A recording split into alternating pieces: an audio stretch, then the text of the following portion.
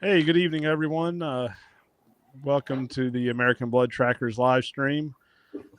This week we have, of course, Ralph Bennett here again. I'm Kenny Mullins, and we have Shane Simpson. And Shane, you want to tell us a little bit about yourself? Okay. Shane Simpson, live in Minnesota, from originally from South Carolina. Been here about 16 years now. Started tracking about 8 years ago. Turkey hunt and deer hunt a lot. Got a YouTube channel. That's about it. What's your YouTube channel? Shane Simpson hunting. Shane, I think people could remember that one.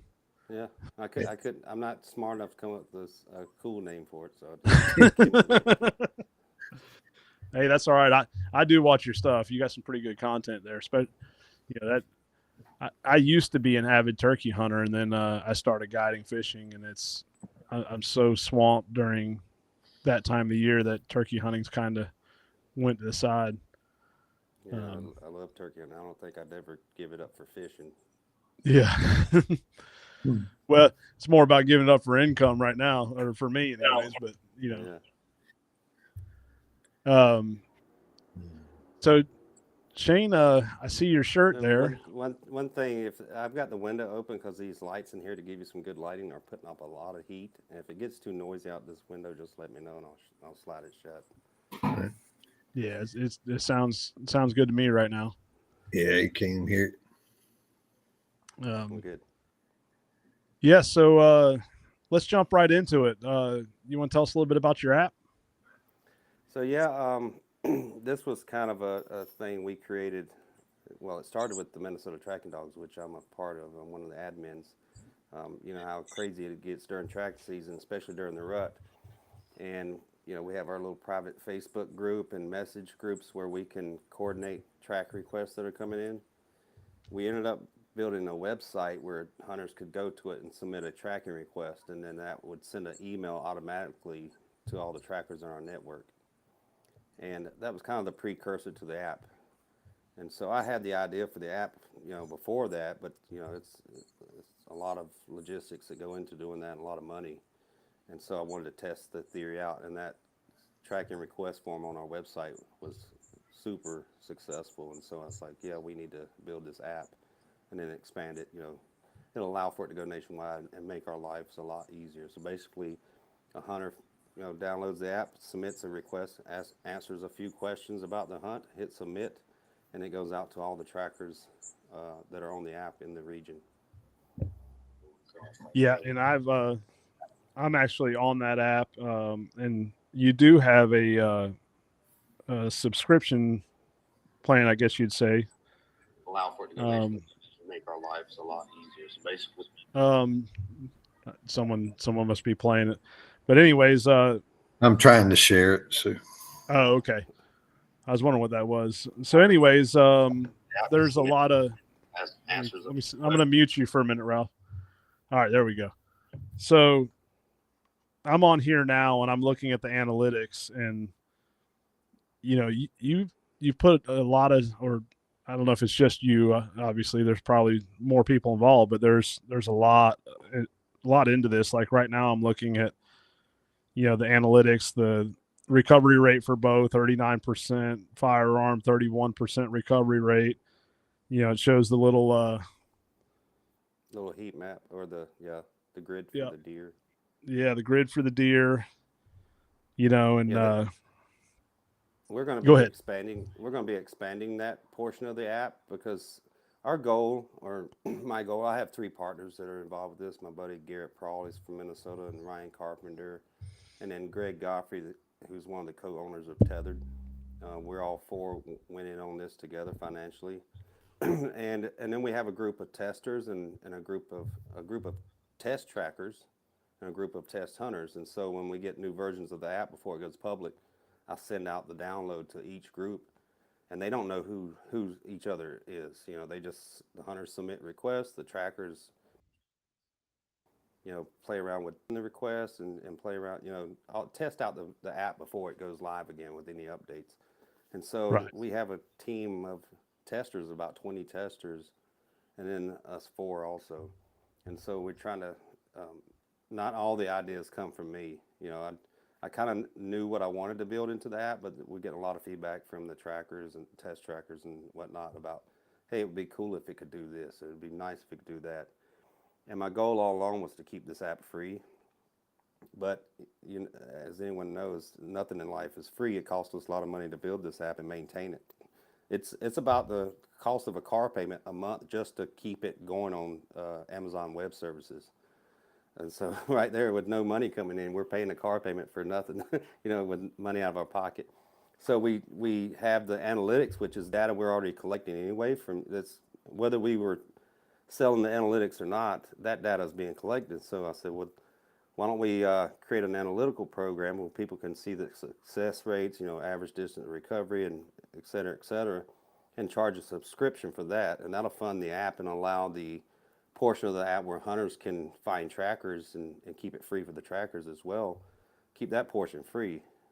And so that's what we're doing with that. And now we're investing some money for this fall to expand the analytics even more. So there'll be dozens of drop-down menus where you can compare, deer shot in the beginning of the season to deer shot later in the season. I mean, whatever you can think of, you're out to kind of see, you'll be able to see it in the expanded analytics. Gotcha. Yeah, and I've been looking at this, and it you can really read into it a lot, especially if you have a lot of experience and you're looking at different stuff. But it's kind of amazing when you start looking at this. Some of these, I'm just amazed at how they were unrecovered, which, maybe just a thought, and I'm don't mean to put you on the spot or anything like that, but I'm looking at like a double lung shot that's unrecovered. Is there a place where they can put the reason why it wasn't recovered? Yeah, and a lot of that's already being documented on the back end side of the app. It's just not available for us to see yet, and that's what the expanded analytics will show. You'll be able to answer those questions.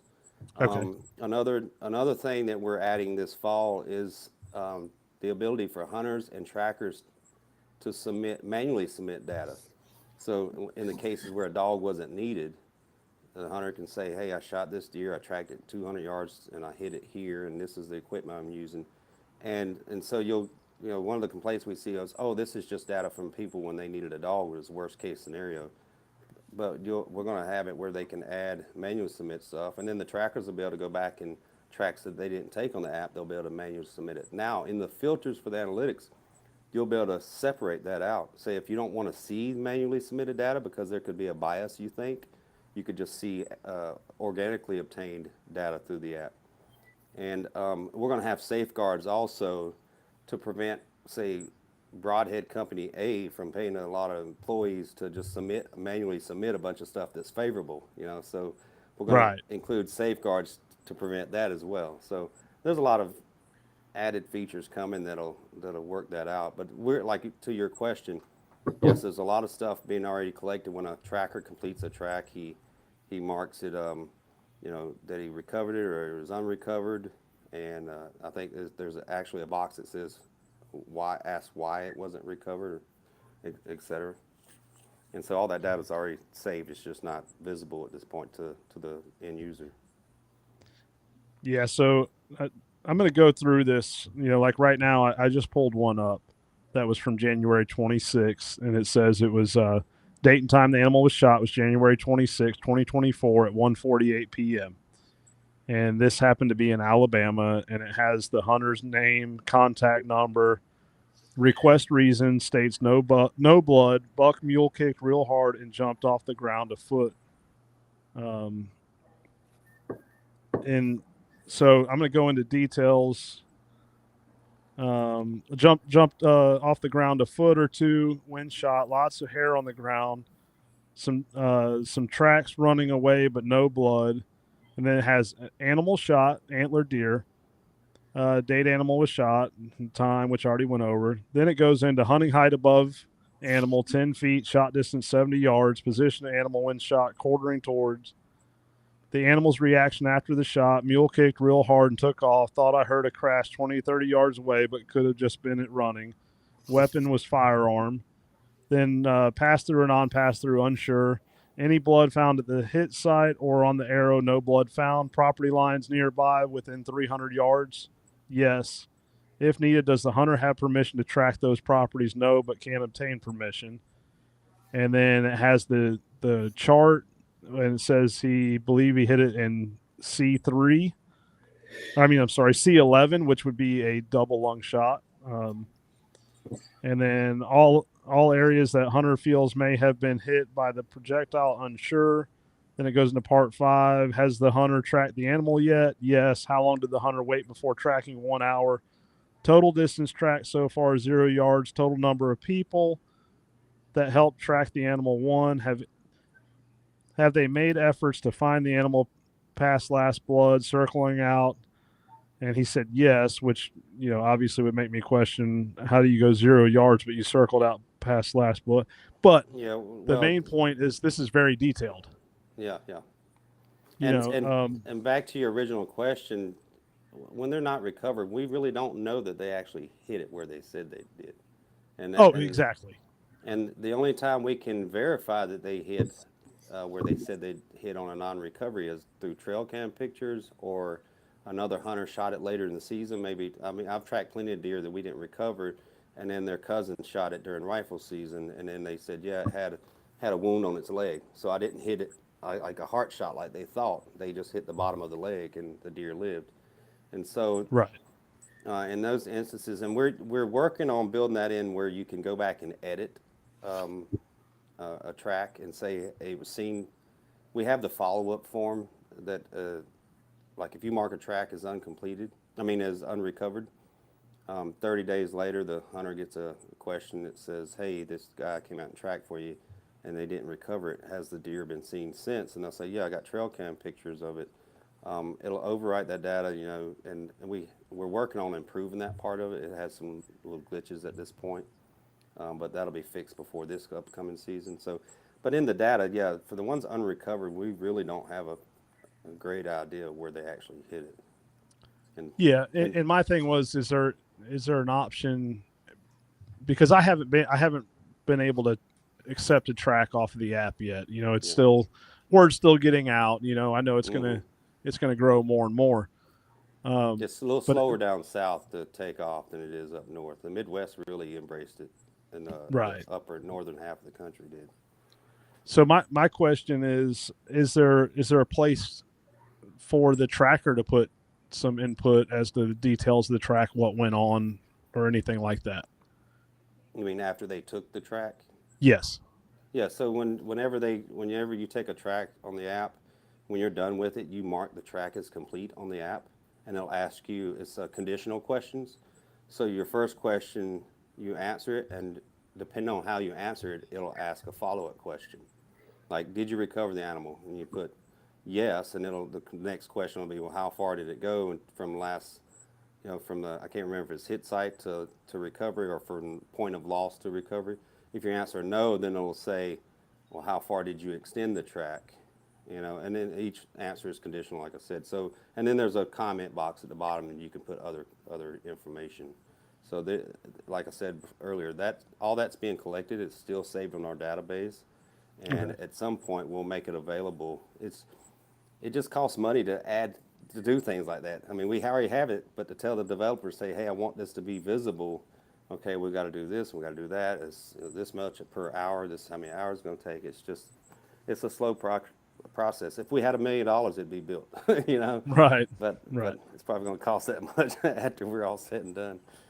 Well, I think the bit, my personal opinion is, if the data is being collected and you could share it in another outlet, maybe your website or something at the end of the year, or I think Well, the most problem with trackers. it being the problem with it being collected, it's on a server or something in the back end. It's not easily digestible. Oh, When I okay. asked one time, I said, "Can you give me all the tracks for the broadheads, mechanicals, and the fixed?" I wanted to make a little graphic to post on social media about these are the top broadheads we tracked for, and these are the ones that had the top recoveries.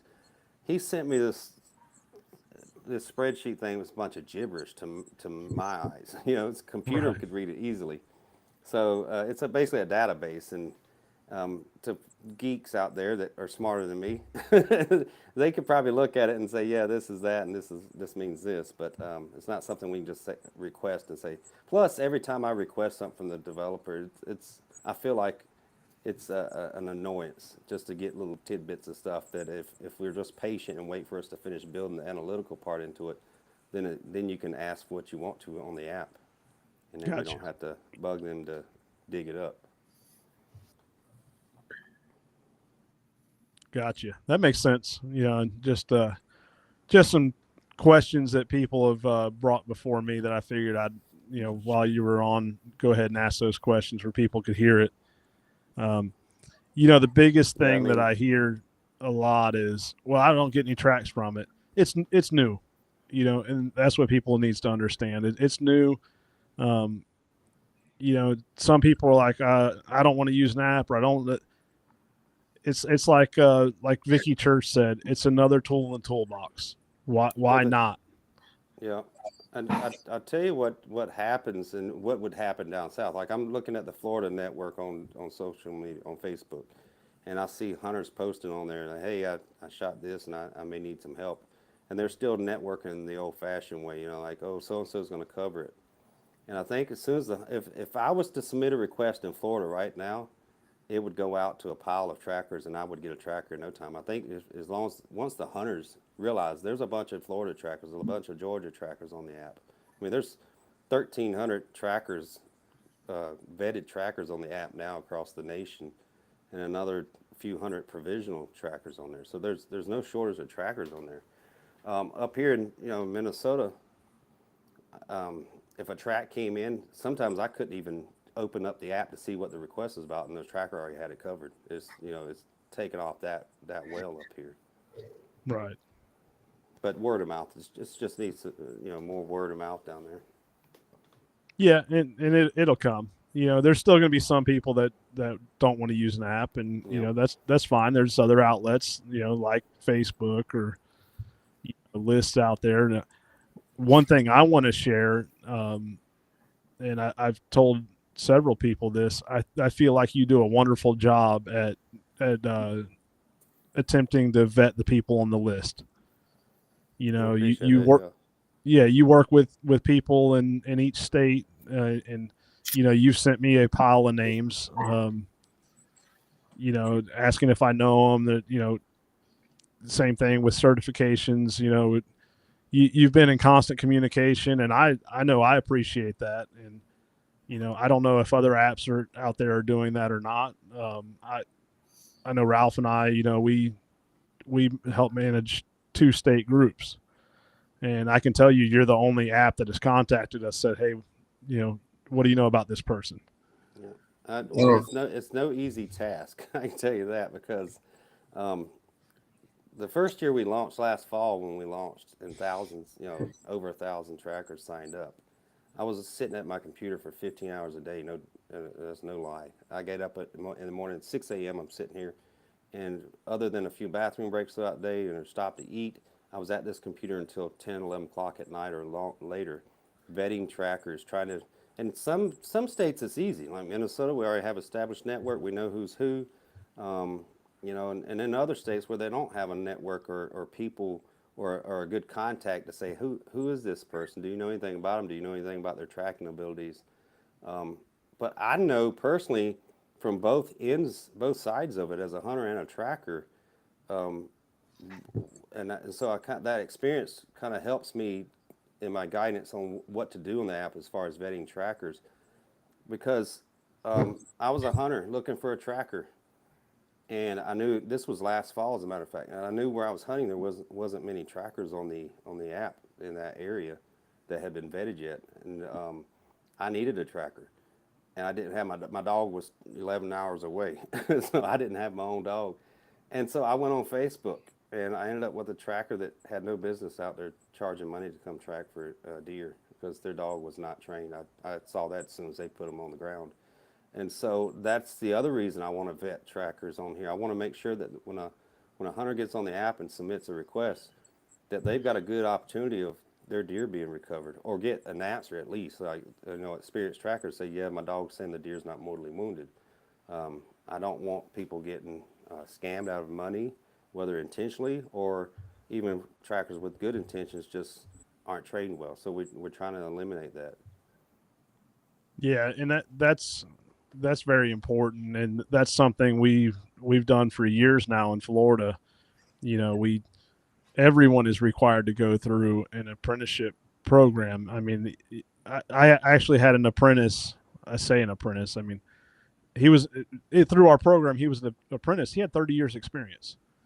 You know, and he was assigned to me as his mentor, and you know, I went on tracks with him, and he's like, "What do you think?" I said, "Well, I think I'm wasting my time here. You know what you're doing. Your dogs are awesome. You're making the right calls." But we still made him go through that process so that we could get out in the field, or we could, you know, communicate on the phone. We build the relationship. We make sure that he's making the right, he or she.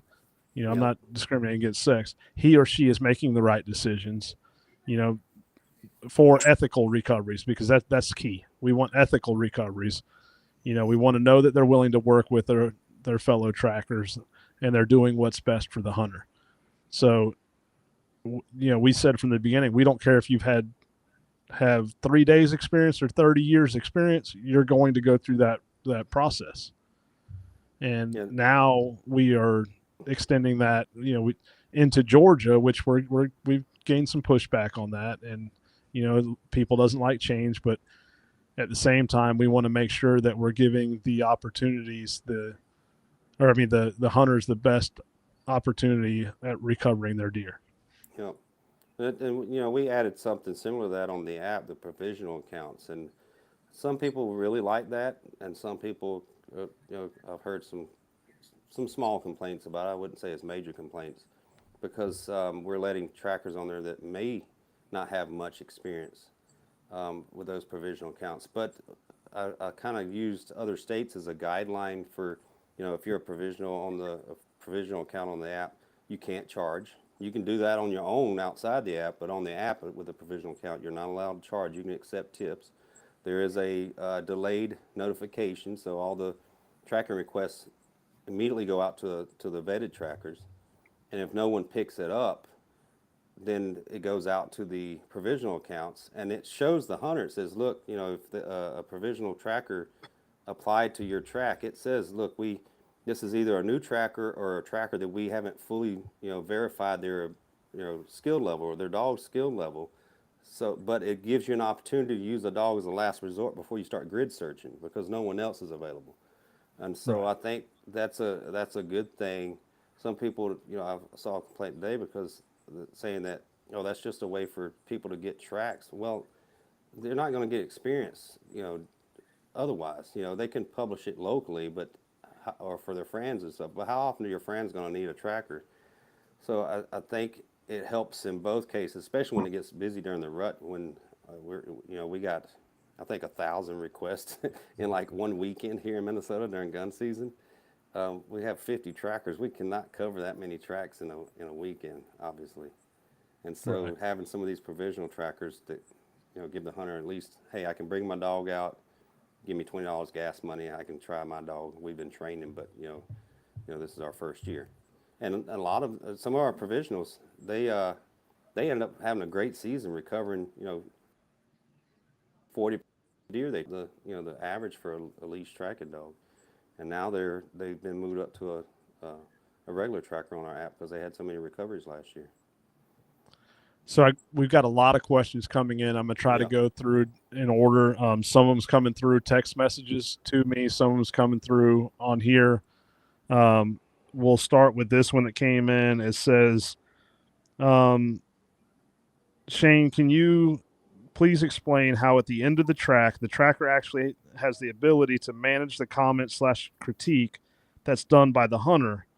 So this person is saying their concern is the hunters are able to rate the tracker. And as you know, some hunters, they just don't understand that their deer's not dead, or they don't want to accept it. And, you know, this is something I've heard from a lot of people that says, hey, you know, I don't want to get on there and have a bad review because the hunter is upset and my dog did everything it's supposed to do.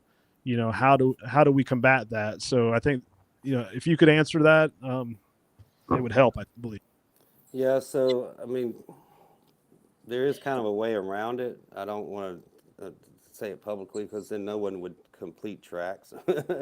um, but only the hunters can't leave reviews for random trackers out there. You actually have to take a track for them, and then I guess I will spill the beans. They can't leave a review until you complete the track and mark it as complete. So if you got some guy out there who's just drunk and a hunter that is and doesn't know anything, it's just a bad hunter. Someone you probably put on your blacklist or do not track list. At the end of the day, you don't have to mark the track as complete, and then they can't leave a review. It's kind of cheating the system, though. I mean, we would prefer people just mark the tracks complete and then just take it as it is. If you do have someone that leaves a review that's bad, you could always report it to us, and then we'll look at it. And we think it warrants being removed, we can have the developer remove it. Okay. And so there are ways to do that. We don't have an easy way like you just call me up and I click a button and it's gone. So there is a process. If you don't think it's warranted. But the whole point of the ratings and review is to weed out, say, the bad trackers, because we want, if you see a tracker there that's got 3 stars and he's had 20 tracks, obviously it's not 100, it's the tracker, if he's got that low rate. I can tell you this, we haven't seen that as an issue after the first season. Most hunters were leaving 4.9 and 5 stars for every track, even on non-recoveries, because they understood that these guys, what they were doing. Even up here in the Midwest, or Minnesota, for instance, where tracking is relatively new, the hunters, even when they didn't recover, the hunters realized that the dog knew what it was doing. Dog, you put them on the hit site, and then they go all the way to last blood. The dog knows what it's doing, So that hasn't been an issue, but there are ways to correct it if it becomes a problem. Got you. And that's probably the biggest one that I've heard from people around here. Yeah. So I think that was good to answer, and because as you know, you have those hunters that you just can't please no matter what. Yeah, and They don't want to accept. one of the things we're going to add also in the app that's coming, like we have a list of features I want to add, is that do not track list, like I mentioned earlier. We have it. I imagine you guys have it too. We have hunters we track for that maybe lied about a property line and end up having us trespassing and we didn't realize it. I won't track for that person again because they were dishonest with me and almost got me in trouble. I put them on, write them on paper and do not track for this person again. But that's hard to keep up with, and we share it with our fellow trackers in the area. Well, we're going to build that into the app where if you have a hunter do something like that, maybe they do something that causes you not want to track for them again, or not have any of your friends track for them, you can put them on a do not track list and then share it with your other trackers on the app. And so if the request comes in, it'll have, the hunter wouldn't see it, but we'd see it on the tracker side that says, a little asterisk beside his name. It says, do not track, and here's the reason why, because Shane had an instance with this guy. You can still track for him, but at least you would have some warnings. We're also going to build it the same thing on the hunter side. If they had a bad experience with a tracker, they could, mark that tracker, flag that tracker as a do not track, do not have them track for me again, or however I would word it. Right. And just the hunter would see it. I don't know if we'd have it where they could share it, but it'd be personally, like if I submitted a request, maybe I want to block that one particular tracker from getting my tracking request and just go out to everyone else. So those are kind of things we'll build into there also, but each feature we got to take it one step at a time, what we want to build in there first. Right. Yeah, I personally feel overall it's a great platform, and some of these questions I see coming through like that one. I mean, that's probably the most common one I've heard. We got one here from John Clark. It says, I've had 3 tracks on the app, but only took one. I missed the other 2. Is there a notification on the app that I am missing where it will alert me? He's probably got an iPhone. I don't know what it is. Android, and he may have an Android, but Android users, or the Android platform, has been seamless since we launched this. The notifications are coming through, and I don't know what it is with iPhones.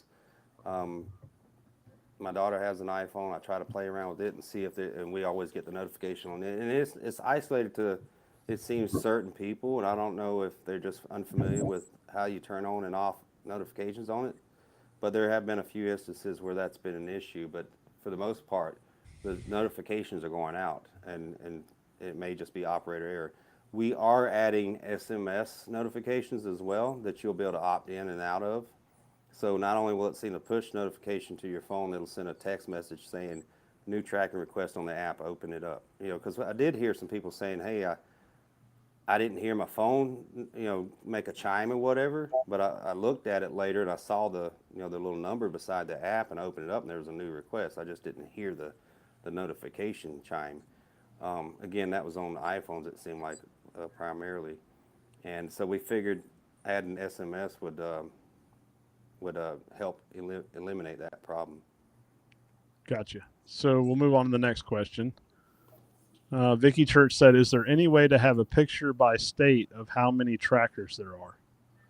So I've been trying to, I'm the one that edits the website, and if it looks kind of cheesy, that's on me. But one of the things I was going to do is add a page with a picture of the United States and put like how many trackers are in each state. I do not think we should put like, some people want to know who the trackers are, like some app stuff. The whole point of the app was from my perspective, was so you don't get bothered with phone calls and text messages throughout all hours of the day and night. There's not going to be a list on there and you can call to. Otherwise, we'd just be doing the same thing that Facebook is doing. It allows, you submit a request and it goes out, and then the trackers that are interested can reply, offer their service, and then you can pick which one you want. But at the very least, I think I'm going to put a map up there in the United States and put how many vetted trackers are in each state on the app and how many provisionals are on each state, so people at least know how many are in that area. Now, when a hunter submits a tracking request, it does tell you how many trackers received your request. We do need to edit that on the app because it goes out to, it tells the hunter every tracker that received the request, and if a tracker has their range set at the max 300 miles, that tracker is obviously not going to take that track, but it's getting counted to the hunter that 40 trackers seen your request, and maybe only 15 of them are within 100 miles of you. So we got to have that edited on the app so that the hunter only sees how many trackers within 100 miles saw their request, so they don't get a false impression that, hey, 100 trackers saw it, so surely somebody's going to get to me. Got you. So we'll move on to the next one. Michael Beck says, how and who has been verifying the trackers that are on the app? Shoot, there's about 50 people. Yeah. I've got, in most states, I have contacts, like at least 2 contacts in each state. And I'm not necessarily taking their word for it solely. They'll give me, I have a Google spreadsheet for each state, and I added them on that sheet. I'll add a name whenever they apply to the app. They sign up, I put their name and their phone number, their contact info, and my contact will either, put yes or no on the spreadsheet, or they'll text me and say, yeah, this guy's good to go. He's been tracking for a while. The dog's qualified. They're qualified as a team. Or they'll reply, I don't know who this is. Let me do some research, and they'll maybe either contact the person or ask around. And then push comes to shove. If I have to do it, then I'll contact them myself and try to get a feel for who they are and what experience they have. It's some of these folks that don't have a big social media presence, or a lot of people in the tracking community don't know who they are. It's a lot harder to approve them because there's it's almost like investigating them, and you spend a lot of effort. I spent 8 hours one day trying to find out about just a couple trackers, and so sometimes I just push them off to the side and take care of the ones that I can easily approve or disapprove, and then I'll get back to them later. So some people may have been waiting for months, and then other people may be waiting for minutes to get approved. Yeah, and I've done the same thing with helping you. There's still a couple of names on that spreadsheet you're talking about that I either couldn't get to, I can't verify anything because they don't have a social media presence or they don't call me back. And, Yep.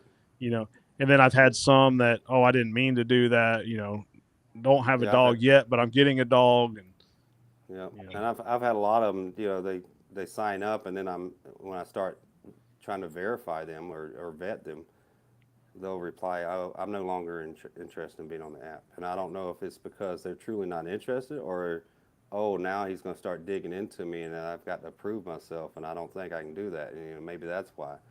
So, but each person, for the most part, we try to make sure that they if a hunter ends up with them through the app, that they're going to have a team that's going to give them a good opportunity at recovery.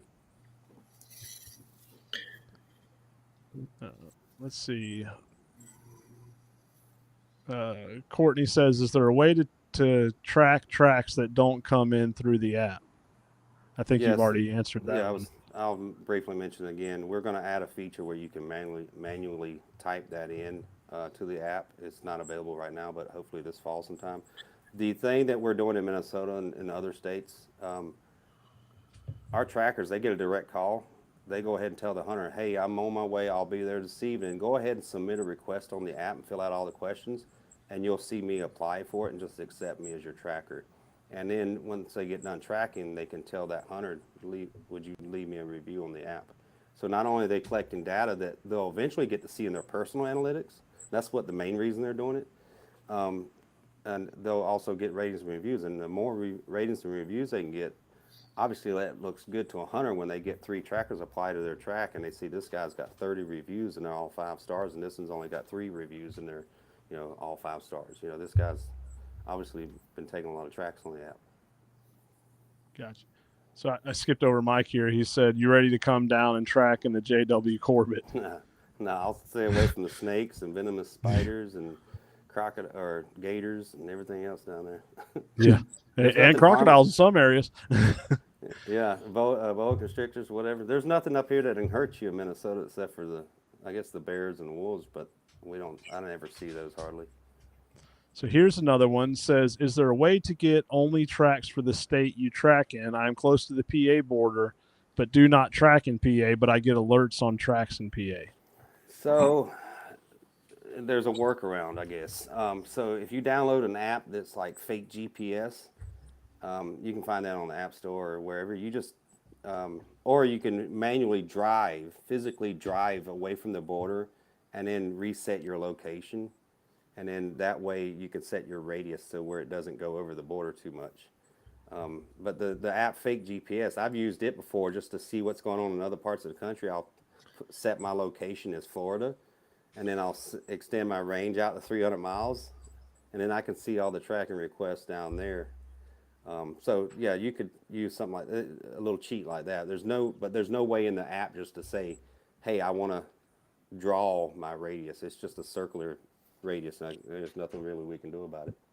Yeah, and like me, I have mine set to the max because I'll typically help someone. I mean, if I see a request come through and it doesn't get snatched up, I'll start making phone calls and help Yeah, out. yeah. I actually now have an admin version, so I can see the entire country. And let me tell you, my phone blows up during the rut nationwide. We had, Yeah. you know, however many thousands came through last year. My phone was nonstop binging. So Michael Pritt says, "So people that charge for tracks are they more likely to only call for their trophies, big or small, hoping to find that and willing to pay for that versus someone shooting a meat deer, and if they can't find the deer without a dog and say screw it and not willing to pay X amount?" Well, in Minnesota, I imagine that happens, but in Minnesota, none of our trackers charge. We're all tip based, and we typically get requests for does and bucks. I will say this: most of our doe tracks are in the early season, but during the rut, I think most people are actually targeting bucks, so not many does are getting shot. Me personally, I don't charge because I don't want that teenager or that college student that's doesn't have a lot of cash. I think you and I talked about this, Kenny. I don't want them not calling a dog to track their doe just because they're afraid it's going to cost a lot of money. I'd rather find their deer for them. But yeah, I That's do right. see that where people are only willing to spend the money and have a tracker come out when it's a buck. That's just the nature of some hunters. Yeah, and the majority of us in Florida do not charge either. Yeah. other states, Do they you see do. many And requests for does? oh yeah, yeah, a Oh yeah. bunch. So I made a mock-up of our expanded analytics. I posted it on our Facebook page, the TrakR Facebook page, and it was basically a mock-up, but it is based on kind of what we've been seeing. You'll see like the number of tracker requests coming in the early part of the season for does versus buck, and you'll see as it gets close to the rut, those two lines intersect, and now the does are less, and now it's all buck requests or mostly buck requests. That is a trend we see in reality, and that's kind of how why the mock-up is designed like that. But you'll be able to see that in the expanded analytics later. Gotcha. Hey, Um, check Go that ahead. Travis's question. I had this. I was doing it while y'all were talking and changing my certification, and it wouldn't let me either. Travis had that question. So Yes. yeah, So you have to this contact Shane. yeah. So we Hey, we Shane. I know your question. So I had a lot of emails come in about that in the last few weeks. People trying to update their certification because there's a lot of tests going on right now nationwide. Yeah. It used to be where you could change it yourself, but there was two reasons we edited that, so changed it so only we can change it. That's to keep people from signing up and they passed a UBT1 or they didn't pass anything and getting approved for the app, maybe as a provisional. Then they'd go back and switch it to UBT3 or ABTA finished or whatever it is. I don't know of any cases where that happened, but it was kind of being proactive to prevent that. So if you need to be updated, you contact me, and then I verify it with the specific organization, whether it's UBT or the ABTA or whoever, that you did truly pass that test.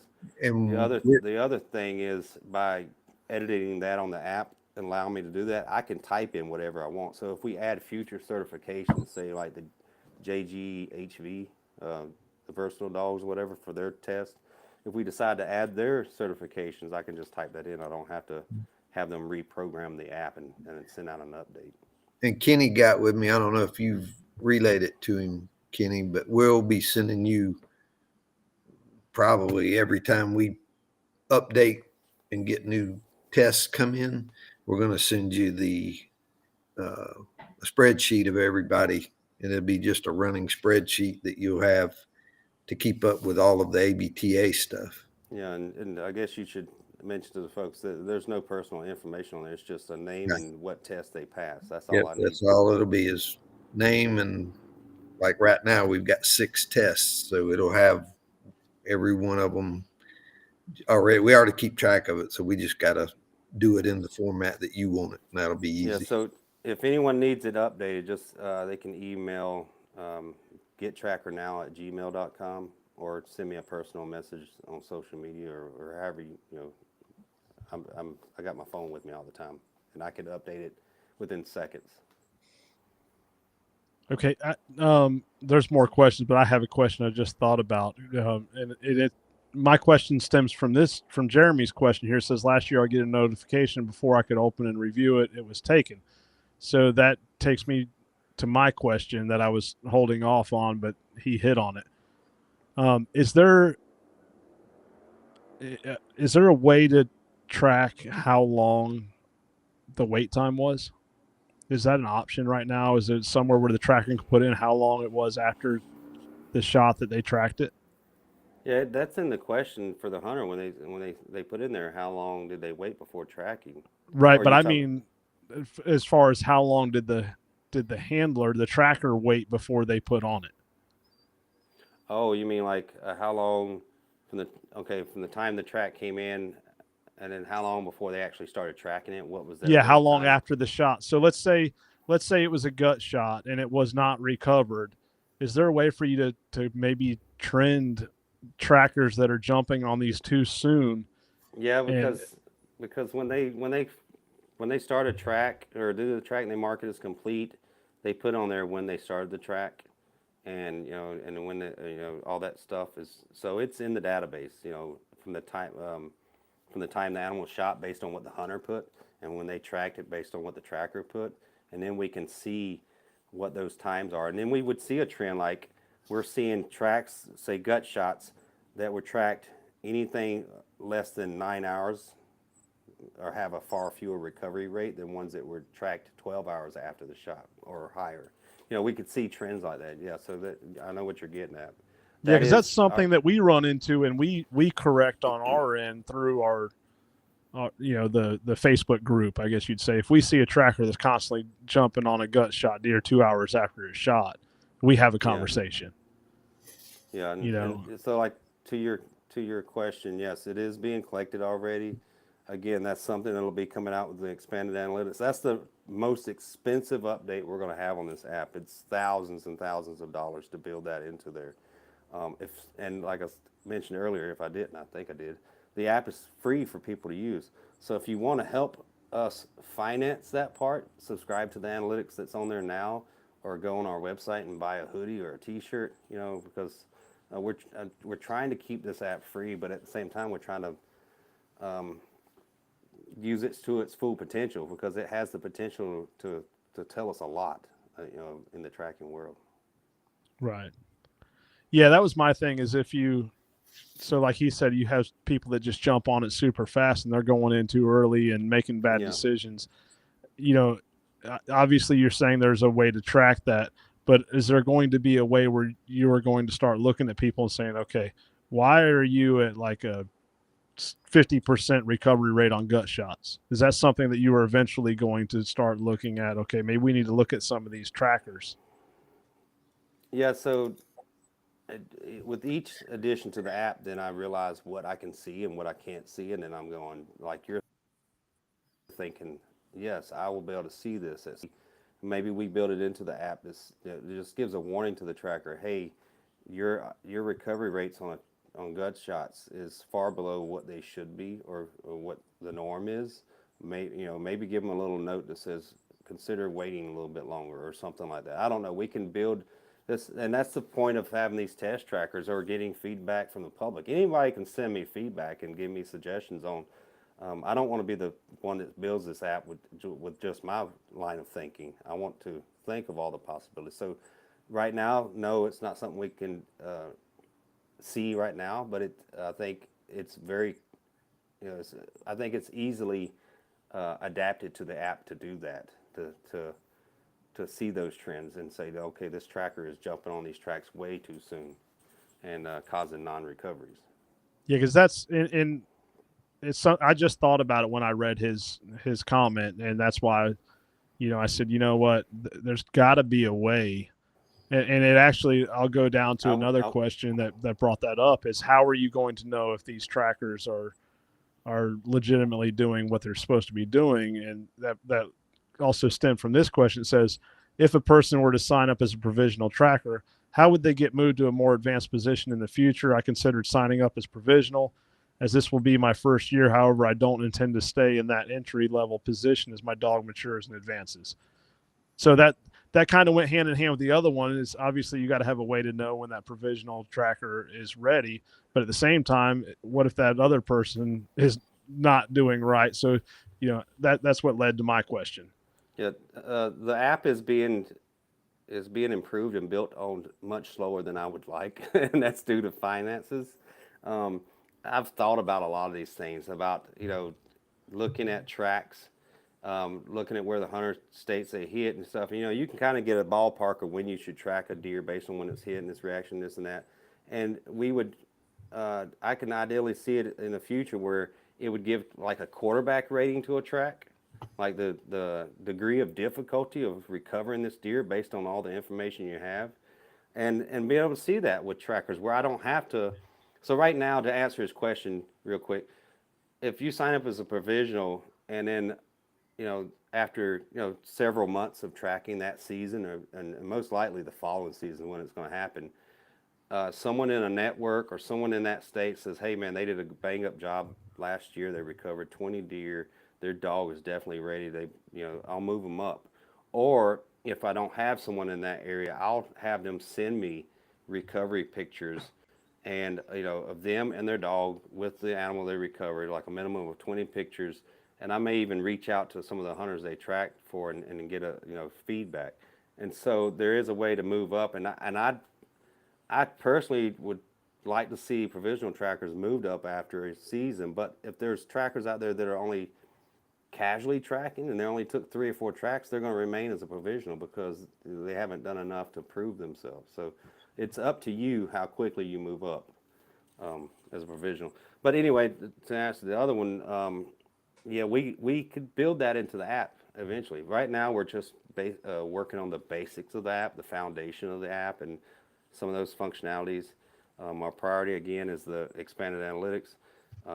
We're adding the manual edition where you can enter data manually, the blacklisting of hunters and trackers, that feature. I have a long list of probably 24 items that I want to see on the app, but it's just going to be slow going. And I would say, Sean, it's also a good idea to get with your state Facebook group, because like Shane said, that's another resource because, you're going to build a relationship with those trackers and they're going to get to know how you are as a tracker, and Shane will reach out to them and they'll give feedback. So that'd be another avenue. Yeah, This and a state network is a good location to go to in general, just to support them, whether you want to be a part of the state network or not. A lot of them have like membership dues, and they use those membership dues to fund testing events in your area. And if you're wondering why is there not a testing event in my area, then maybe because there's no state network. That's what we're relying on. Like we held two of them here in Minnesota last year, and then one this year, and we're going to hold I think a super big one next year. So join that state network, or at least support them, and again, those guys are the ones that get back to me and say, yeah, they're ready to be on the app or they're ready to be migrated to a regular account. Right. And there are cases where we have apprentices in our network that just they're not ready after one season. Yep. And we have that conversation with them. Ralph and I was just talking about that today. That's a conversation we have with them. We explain why. And of course, when you reach out to us, we'll give our feedback. So again, I like the Yeah, app, thank you. but I also see the benefit to these state networks. And you're not trying to replace the state network completely. You said yourself, hey, there's a benefit to it. Yeah, And exactly. I told like our Minnesota group, I said the last thing I want to do is make a state network irrelevant because of the app. And that was one of the concerns that he brought it to me. What happens if someone doesn't want to be in the state network and they just feel like, well, I can get tracks through the app? Well, we are working on other things to make the app or make the state network kind of the go-to place. But your state network also holds the testing events and and everything else, and so there is a place for them, and I don't think they'll ever go away. And plus the community you have, like I'm saying this just because I'm part of the Minnesota group. I think we have one of the best state networks in the nation. I mean, everyone gets along. They put up a lot of their personal money, and I'm sure just I guess I'm kind of proud of this state network up here, what they're doing for us, or what they're doing in general for the tracking community. right. And that's something we were talking about the other day. Not you and I, but actually it was some people in the Northeast. I said, the apps are great, and I see them being an intricate part of the tracking and hunting community in the future. But one thing you can't replace with an app is the social interaction of these state networks on social media. Yes, The it's like a family to stories, some degree. right. So that's something else to consider. And I really appreciate that you support the state networks, because there are some people out there that doesn't. And you know just like the drone versus dog thing. I don't. For me personally, if the hunter's getting help, that's what matters. That's what we're here for. Yeah, And if you lose that mission, you know you're not doing it for the right reasons. You're not gonna make the right decisions, and it's going to be at the expense of the hunter. Um, So Bob Plubell asked, one more question, looking at updates, again about notifications, but I think the SMS is going to take care of that. Yeah. Um, And then iOS, I I give iPhone general, users in general, I give them a hard time about iPhones because Apple just tries their best to segregate them from the rest of the world, no matter what platform or device they're using. And I think a lot of times it's Apple that's causing these headaches and not the user itself. It just, you know how it is. They're finally coming out with USB-C for their phones. yeah. But we won't go down that Um, rabbit hole. I give them enough. I give them enough hell. all right, here's a good one. Tommy Jackson, as a new tracker with a new dog, how do you guys suggest to approach a hunter with an unproven dog? My personal suggestion is you approach it with having a mentor in place, and run the tracks by your mentor. Run the details by them. And be honest with the hunter. Don't just go out there and say, "Oh yeah, I've got a tracking dog." Don't oversell you or your dog, You know, and make I'll, sure I'll, you t- build that relationship with another veteran team that will support you. I'll tell You you guys what I want to add did here in anything to that? Minnesota. I'll tell you what I did here in Minnesota because there was no Minnesota wasn't legal when I started tracking. I was tracking in Wisconsin, and I didn't know any other trackers. Um, and so what I did was track for, friends or whatever. I say, hey, you shoot a deer. If it, as long as it runs out of sight and you don't see it where it drops, call me and I'll come track it just to give my dog some real world tracks. Plus I worked with her a lot in her training. And then when it came time to track for the real world, I was nervous, man. It was like going on my first date or something. But I explained to the hunters, look, I'm new to this. I'm gonna try my best. I've worked hard training her, and it makes it easier when you don't do anything but accept tips. If you don't charge a fee, that made it a lot easier for me. And say, hey, if we find your deer and you feel like I did a good job, you can tip me whatever you like. If you don't think I did a good job, then you don't owe me a dime. So that part made it easier for me as far as with not charging anything. Right. But Yeah. yeah, we So didn't have a network at the time when I started. yeah, I mean, I remember before all the social media networks.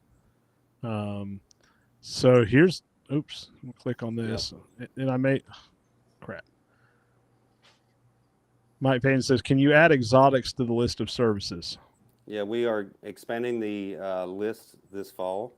That's next on the agenda, right there, the expanded analytics. With the addition of drones to the app, there also will be services like searching for lost pets and livestock, et cetera. And then the general public will actually be able to submit a request as soon as they select lost pet, all the other questions disappear. Well, it becomes conditional. They never see the ones about what was the position of the deer and how far up you are. It's just like I lost my cat, and it would only go out to drone operators, for instance. Or if you're a dog tracker and you decide to add lost pets to your services, then you would get that request as well. So we will be adding exotics and lost pets and other things. And Jasper, hush.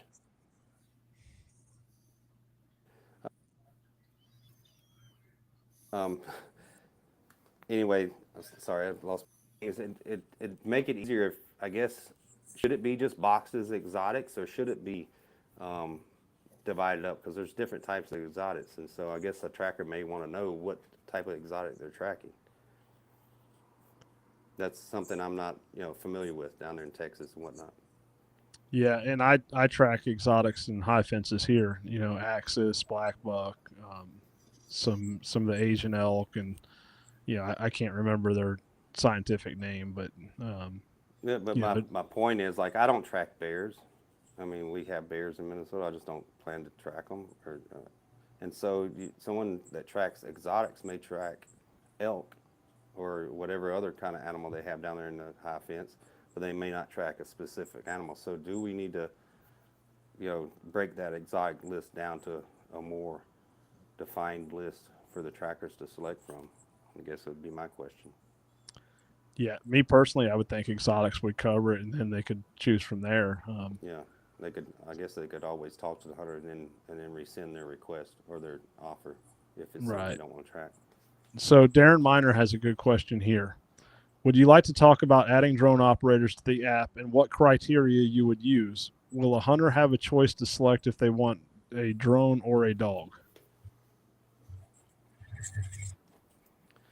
Yeah, so I've been talking to a veteran drone operator and a couple people actually. What should the vetting process be on the app? Right now, it's not too stringent.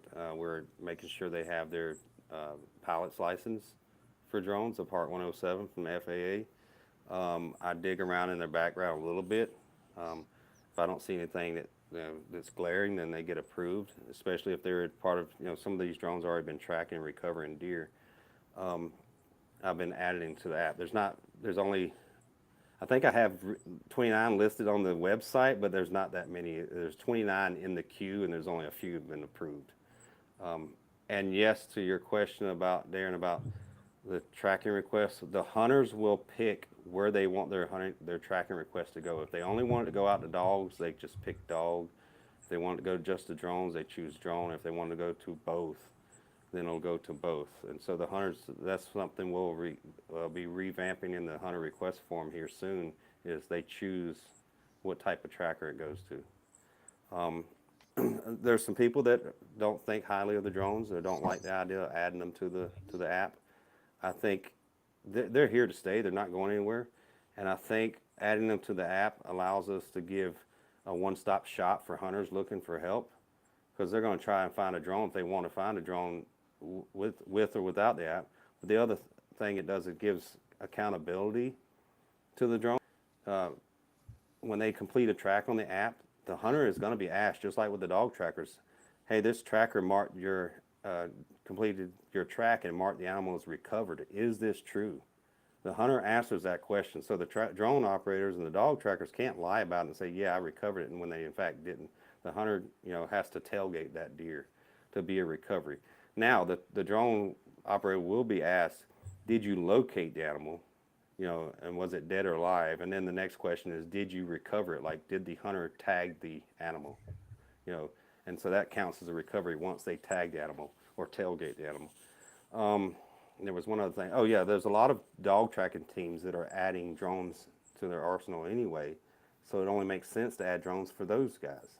And there's a lot of positives to the drones. There's some negatives to it as well, but I think a team that has both, that's going to be a pretty unstoppable team, I believe, in the future. Yeah, and that's something I've done. I do like that you're making sure they have the Part 107. I'll tell you, I've been through that process, and you do learn a lot on the Part 107. And probably one of the biggest things, we talked about this last week. We put together a certification for wounded game recovery with drones that we've been working on, and Darren's been involved with it. Joe Tenney, we'd reach out to him, and some others. Sorry if I'm forgetting. But the big So thing how that does I've seen, that and I've work? so I'll send that to you. So here's the big thing, and I even got some pushback from dog guys that have drones. One of the issues that I see with drones is they don't go in there and they don't look at a shot site and analyze where was that deer hit. Well, if you don't do that and you just go off the word of the hunter and they say, "Oh, I made a perfect shot," well, you went in there and you see, "Oh, it's liver shot or it's gut shot." You just put the drone up in the air and you go fly it. Now you located a deer that's alive. Mm-hmm. What happens then? So I felt like Ralph and I talked about this too. And several others. We felt like, you know what, that should be part of the training and certification. You should be able to do a thorough hunter interview. And even I mentioned it to Darren. I said, he's like, well, we don't go look at the shot site. Well, why not? What if it's only been an hour or 2 hours and now you're putting the drone up and you're going searching for this deer that was gut shot? And in some of these states, once you locate and it's alive, it's over. Well, now you just left a deer in the Can't woods. you come back later? I imagine a lot of drone operators don't want to come back to a location later, or they'll charge another fee. Well, in some Yeah. cases, it's illegal to pursue that deer after you put the drone in the air and you find it alive. So you wouldn't be able to put the drone back in the air again later to You wouldn't be able to relook it. pursue the deer at all legally. Oh, so wait time's becoming. See, what I was my line of thinking was I didn't know that, so I was thinking, yeah, if it's a liver shot deer, I'm gonna go ahead and look for it because if it is still alive when I find it, because you know how liver shot deer are, they could die in minutes, they could die 20 hours later. Right. It's a gamble. Um, I'd locate it alive, then I'd just tell the hunter I'll be back out again to find it 10 hours later or 6 hours later, whatever it is, and it won't cost you any additional because there is always that chance it's already dead, and I don't want the meat to spoil. But if it ends up being in a state where you can't, if you find it alive, you can't launch again, then wait times become very relevant. Right. And that's something. So there's a lot of drone guys that aren't dog guys that just don't know how to analyze this stuff. So that's what we're putting together is a training program, training outline So for. do you have sorry for interrupting, do you have kind of an outline of how that goes? I mean, like if I call you up and say, hey, bring your drone over, I got a deer, I want, what are you gonna, what is your test to that So operator? we are going to teach a thorough hunter interview because again, some of these drone operators they've never tracked deer, they just know how to operate a drone. Mm-hmm. So we're going to teach a thorough hunter interview, some proper key questions to ask that will identify, well, maybe this is where it was hit, and go through, hey, this is typical reactions or common reactions for this shot placement, or and then have the different colors of blood, different colors of hair, why it's important. And I know one person said, oh, well, my drone's heavy, and if you got to walk in there with the drone, well, leave your drone in the truck, lock it up, and Yeah. go analyze it or ask for some pictures or something. So we're putting this stuff in place for those people that just doesn't know. And that way it's just making it a higher chance of recovery, more ethical practices. And like I said, some states, once you put a drone in the air, you can no longer pursue that game. They said Um, their drone is heavy. Well, then just fly it to the hit site and then land it. yeah, You don't have to yeah. carry it. So Some of these right, drones could just pick you up and carry yourself there. but even Darren, when I mentioned it to Darren, he's like, "Well, we don't go look at the hit site for the drone." And then he stops. He's like, maybe we should. And that's a dog guy. If you see he takes a dog out there, he's going to go look at the hit site. He's going to look, see where's this deer hit. I mean, Um, that's kind of my initial thought, of drones. It's like if I had a drone and I went out there to recover a deer for someone, I would say mark on the map where you shot it and which way it ran, and then I would take off and start looking. That. But I'm not a drone person, but that's kind of my thoughts. But yeah, it makes sense, especially where there's laws where once you see it alive, you can't, continue pursuing it with the drone. It would make sense to kind of get a feel for the wait times and decide when to launch. yeah, and what a lot of that is just like scouting with drones in many states is illegal. Well, that's essentially what that is. You're locating that deer. You give them a GPS pinpoint, say, "Hey, your deer's alive. Here it is. You do what you want to do." Well, I mean that comes into some ethics and Well, uh, that's what we do with dogs all the time. I mean, Yeah, but I some of found, those states you can't dispatch. yeah, we can't dispatch up here, and I come up on a deer in the middle of the night, it's still alive. I drop a pin and say, "Here's where your deer is. Tomorrow morning, go there, and you'll find him dead." And that's what usually happens. right. Um, but if they wanted to get technical about it, they could say, "Yeah, I was hunting them with a dog," But that's why we have the law rewritten. I think it just comes down to a gray area. They just need to have legislation passed to correct the gray areas and rewrite But it to here's say the other what. side of it. A drone operator that does not know deer recovery, like a dog person, they fly the drone, they see the deer standing up, it's alive. Hey, your deer, I found your deer, it's alive, it's going to be good. Well, Yeah, no, it's then it not. It's, dies it's gut 4 hours shot. It's later. alive. It's walking around because it's not. It's Yeah. not. The health hasn't declined enough yet. So that's part of that, trying to help educate the people that just doesn't know, and Yeah, it'll I think just and I lead think to that's a more good recoveries. idea. I think that's a good idea because we see it with Um, hunters all the time. As trackers, we see them comment on pictures or video of a deer getting shot. It's like, oh, you'll find him 60 yards away, and I'm like, no, dude, that's like back in the liver, you know, or back in the guts, and they don't understand. You an might jump anatomy, him in or 60 yards. yeah, yeah, exactly. Or you hit them in the, they can hit them in the high shoulder, and then like, oh, that's one lung. I'm like, no, that's above the spine. We see that all the time, obviously, and Yeah. so I imagine some of these drone operators that don't have the tracking experience that the dog tracker does, they probably have those same preconceptions. Yep, and that's why we thought about doing this, because they're here, you know, whether we like it or not. I mean, of course, I'm a dog first person, but I do have a drone because it's another tool. So there's two things here. Vicky added to what I said. Some states have a post drone wait time when the deer is alive, which we discussed. Brent Dale asked, will the app disallow drones in states where it is not legal? Um, no, and for the same reason I won't disallow a dog tracker that lives in a state where it's not legal. Because, for instance, I live in Minnesota. It used to not be legal here, but I traveled to Wisconsin and tracked. Um, and we can't police the whole nation, So if there's a tracker in Minnesota or a drone operator in Minnesota, and he's qualified to be on the app, I will allow him on the app because he may fly over in Wisconsin and recover deer, So I Right. can't.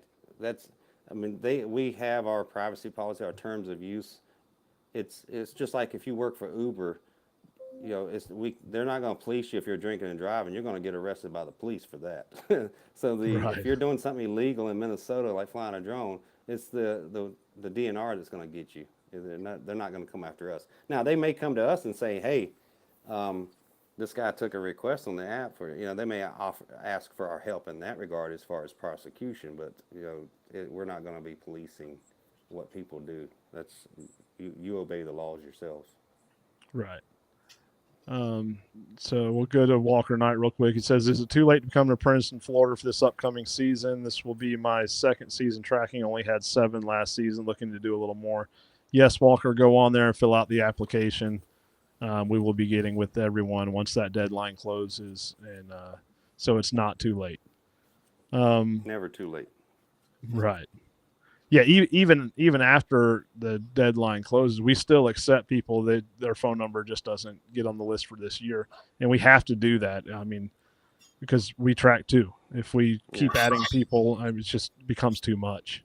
I think all networks do that way. If we have a deadline to be on our map, you can still join our network after the deadline, but I'm not going to go through there and edit our map every time someone joins. It gets Right. edited once. Yeah, we don't even enter them in after the season, after our deadlines. Yeah. You'll be next year before you do it. Many as we got, whew, man, that's a full-time job.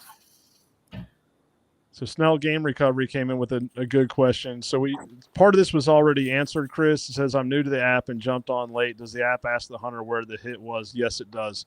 But here's the one I like. Could it suggest wait times based off of that response? Yes, and we're going to be building that into it again, and we're going to be improving the images. So, when you were going through the questions that asked the hunters earlier, is like what was the distance of the shot and how far up the hunter was the hunter elevated. There's going to be an algorithm built into there. So once a certain distance and height matches the view of the deer. We've been trying to work on putting a 3D deer into the app, but it's very expensive and complicated to make it look good. So what we're going to do is a kind of a shortcut for now is based on your shot distance and height, it'll change the deer from elevated to ground level perspective, and then based on what you say the deer is doing, like quartering away, quartering to, whatever, it'll change the deer image in that. Right now, it just shows a static deer standing sideways, and that Right. kind of is deceiving when you're a hunter and the deer was standing hard quartering away and you're trying to pick a grid, and it makes it. It's better if it gives a visual to the tracker and for the hunter. So those will be that is in the app where you pick the location, but to tag onto that, we will be improving that so the deer will actually position, and it will position to which side of the deer was the entry on, because that's important, because of where the liver's position and stuff. Did you hit the deer quartering away on the right side of the deer or the left side, and then it'll swap the images accordingly. So we think that's important. Also for the analytics, that's important. Yeah. Yeah. I think that's That's a key thing. But at the end of the day, 90% of hunters I track for shot it perfectly. Yeah, they all do. That's why they tracked it 400 yards before they finally called us. I mean, I All did that last year. I shot one. I still think it was a perfect shot. And I ended up tracking it 300 yards, and then it came to a clump of blood, and now I'm scratching my head. Was it a perfect shot? right, we got one more question. We're going to have to wrap things up here soon. It's been an hour and 15 minutes, and I know we got some Oh, I stuff to thought this do thing was going outside to of go here. like 3 hours. Yeah. Hey, I was sometimes. prepared. I was Yeah. prepared. So Michael Pritz asks, is there a limit on how many times a hunter can post a track? Example, hunter posted track, someone accepts track, goes, doesn't find it, and he posts again asking for another dog multiple times. No, it's not built into the app now to limit it. We had mentioned limiting it for the mere fact that sometimes a hunter would submit a request like in a hurry, and then he'd submit another one just a few minutes later, and then we'd get multiples of the same request before a tracker had got it. We talked about putting a time limit on that particular login or that hunter, but maybe we add that anyway and say they can't post more than once in 24 hours or something. And we've had hunters do that. Have a tracker come out, the tracker mark is complete, and then they submit another request, and they say just that. The dog came out, the tracker came out, and I just think the deer is dead, still out there, because they're looking for another tracker to give it another shot.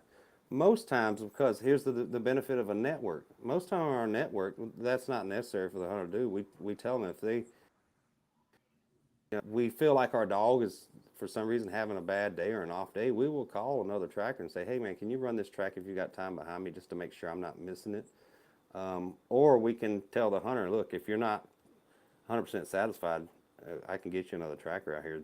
It may be hard to do that. Some of the trackers may not want to come up behind a dog that they know is well trained and usually finds the deer when they're dead. But you can give it a shot. So right now, to answer your question, no, that's not built into the app. They can still submit multiple requests, but that's something for consideration for sure. Hey, would it be too difficult to add in there and one of those series of questions for the hunter, has Yep. another dog been on there? Yep, that's one of the things that's being added. Actually, as soon as you started asking, I knew what you were getting at. We're gonna when we update the questionnaire for the hunters, like whether they want their request to go out to dogs or drones or both. One of the questions will be, has this deer already been tracked by another tracking team? And if they say yes, then we'll say a dog or a drone or they have to answer that question.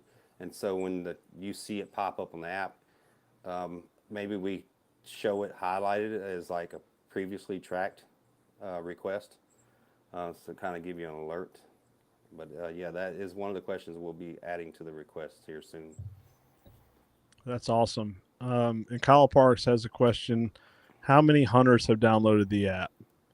I don't have access to that personally. Ryan is able to dig that up. One of the co-founders. Occasionally, I think we're right around 15,000 right now, which is not bad in my opinion. My daughter asked me about that day. She's while we were getting lunch, and I said I think it's around 15,000. She's like, how many hunters are there in the United States? I said like 15 or 20 million deer hunters, I guess. She's like, and you only got 15,000 downloads. That's pathetic. And I'm like, yeah, Leave it to a it's a new kid. app. Yeah, it's a new app. It's not TikTok. Um, and that's the thing. The app doesn't have a lot to do on there right now for a hunter other than submit a request and or look at the analytics. And the analytics right now, it's basically just deer, and you don't see a whole lot of graphics that rotate and show different things.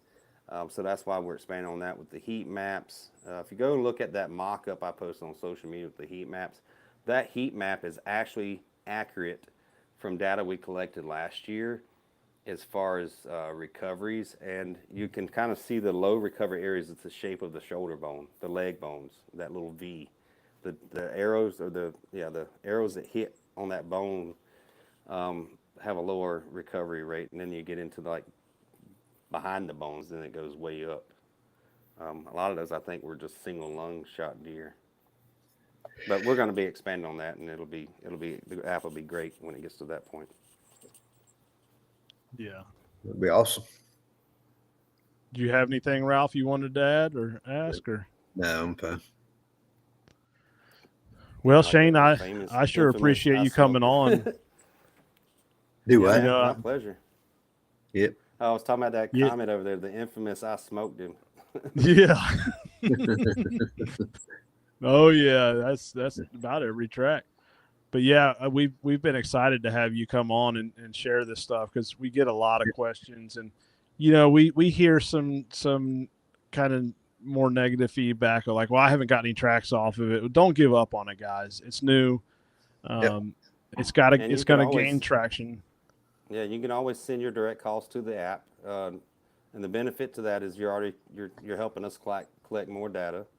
You're helping get the word out because you tell your hunter that called you direct, say, hey, there's an app, just submit a request and accept me as your tracker. Oh, I didn't know there was an app. And you're helping get the word out that way. And then, like I said, you're collecting data for yourself that you'll be able to look at when we build out the analytics, because you'll be able to go to your profile and look at your personal analytics, like all the deer you tracked on the app. You can say, oh, I have a recovery rate of 42%, and the deer I tracked on average go this far, or everything you'll see in the public analytics, you'll be able to see in your personal analytics, and only you'll be able to see that stuff. So there's some That's good great. things coming. That's cool. Yeah, and for those of you that don't know, I mean, Shane puts out some awesome statistics every year. I recommend following him personally. And again, if you want to share your social media stuff, how they can find the TrakR, your personal, whatever you want to share. If you want to go ahead and do Yes. that now. Yeah, so our website is gettrakr.com. And then you can go, there's all the download links there. And then you can, our social media, Instagram is Instagram/GetTrakR, and Facebook, the same thing, GetTrakR. And if you want to help support us, like I said, this app is free for hunters and trackers to connect, and we're trying to keep it that way. Think of it as a Kickstarter or a GoFundMe. If you want to contribute to the analytics, go subscribe for a year. It's $20. It'll help us put money into building out app out better, or go to the website and pick up a hoodie or a T-shirt. We would greatly appreciate that. Yeah, and again, I want everyone to know that how good of a job and thorough job you're doing at ensuring that there's quality trackers for the hunters. And that you are working with the people within each state to make sure that you're doing your due diligence to provide quality trackers. Yeah, and I have to send a big thank you out to yourself and all the folks around the nation that are helping me vet these trackers and approve these. And the hunters should, I'm sure they'll be appreciative of the fact that all those folks are helping to ensure that when they submit a request on the app, they're going to have a good opportunity of recovery, or the best opportunity of recovery. That's our main focus. We want to give them the best opportunity of recovery. That's right. And real quick, Mike Payton asked if he can copy the logo to put a sticker on his truck. Yeah, he could do that. Free Okay. advertising for us. Yeah. I'm gonna be adding some decals on our web store actually. So if you wanna purchase one of those later, when I post them on there, you can. But he's welcome to create his own sticker and put it on his truck. All righty. Well, again, we really appreciate it, and we'd like to have you on again sometime. Maybe talk tracking and training, and but I wanted this one to be about the app because there has been so many questions coming into us about it, and we do think it's a great resource. Another hammer in the toolbox, as Vicky would say. Yeah. So, I really appreciate you having me on, giving me an opportunity to answer some of these questions. Yep. Thank you. Yes, Yeah. Ralph, you too. Yep. Even though you didn't talk much. Yeah. That's I'm with Kenny. That usually happens. well, everything was geared towards you, and I don't sometimes. These comments show on one side and not the other. So there are questions, comments, so just how it rolls sometimes. Yeah. Yeah. No, that's awesome. Yeah. All righty. Well, we'll see everyone again See y'all later. this time next week. And thanks again, Shane. Yep. Thanks a lot. See y'all later.